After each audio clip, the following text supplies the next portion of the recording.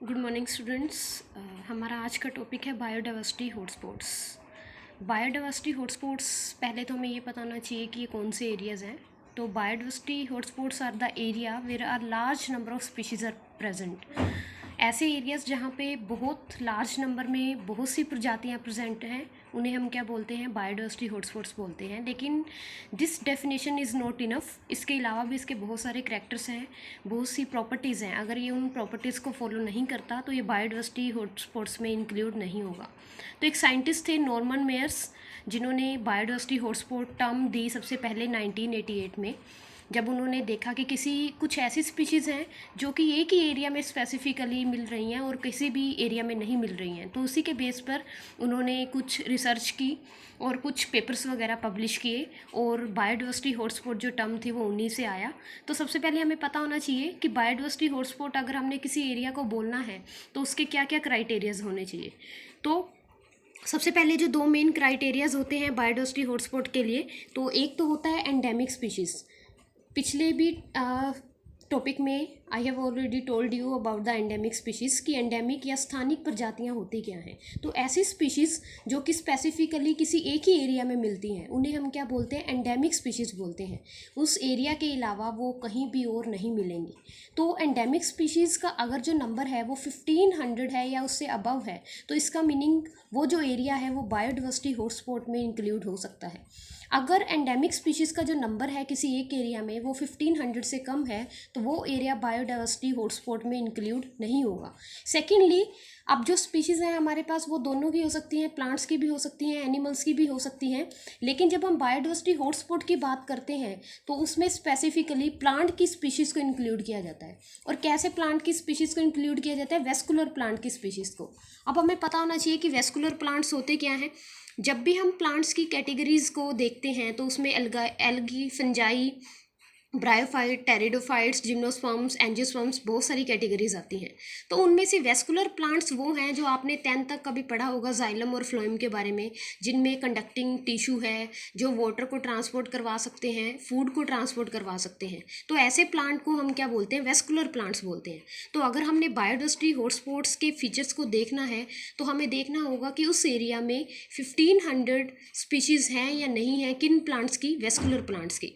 Second हमारे पास criteria आता है कि उस एरिया का जो 70% नेचुरल हैबिटेट है वो क्या हुआ होना चाहिए, लॉस हुआ होना चाहिए।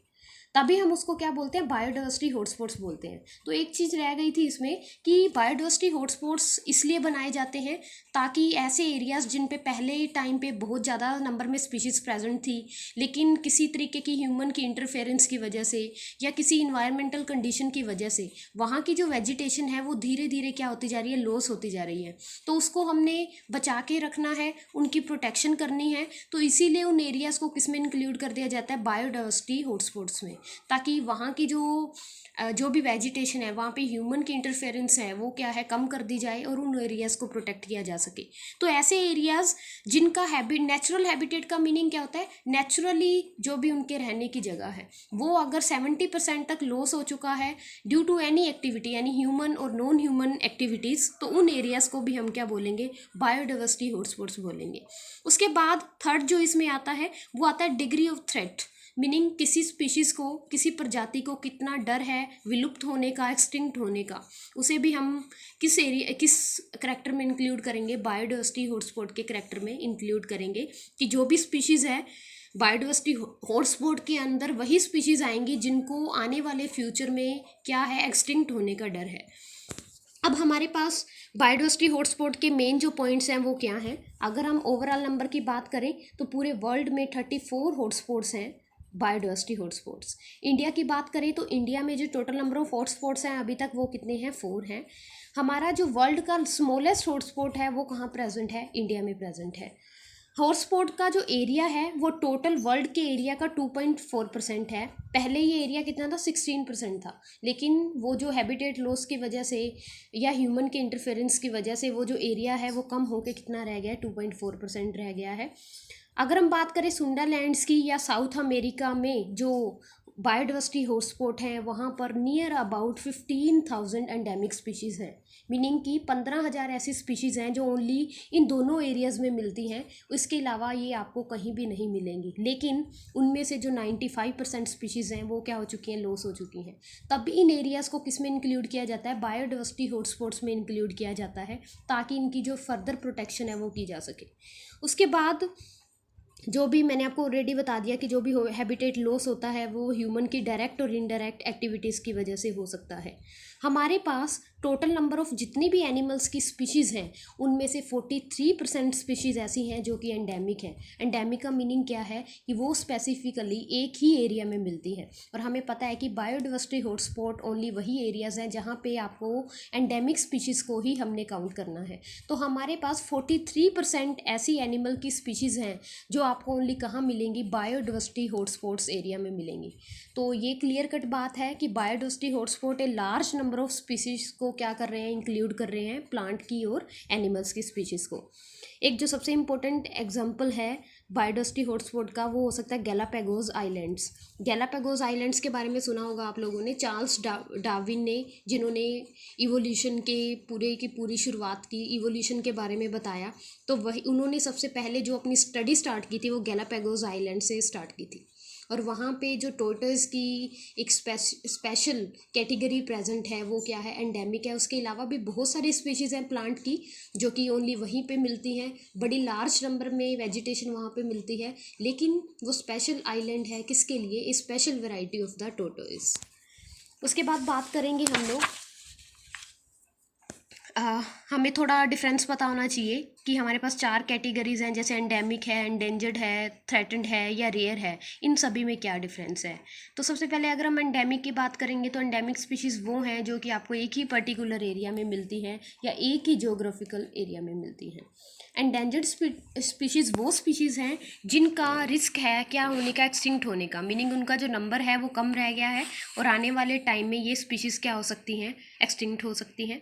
थ्रेटन्ड स्पीशीज़ वो स्पीशीज़ हैं जिनका एंडेंजर्ड होने का डर है, मीनिंग अभी उनका एक्सटिंक्शन का डर नहीं है लेकिन आने वाले टाइम में वो एंडेंजर्ड की कैटेगरी में आ सकती हैं।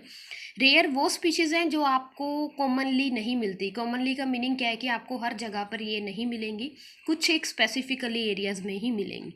तो हमने बायोडाइवर्सिटी हॉटस्पॉट में ओनली एंडेमिक कैटेगरी को देखना है और ऐसी एंडेमिक कैटेगरी को देखना है जो कि थ्रेटन्ड की कैटेगरी में भी आ रही हैं, और धीरे धीरे उनका जो नंबर है वो भी क्या होता जा रहा है, कम होता जा रहा है किसी न किसी रीजन की वजह से।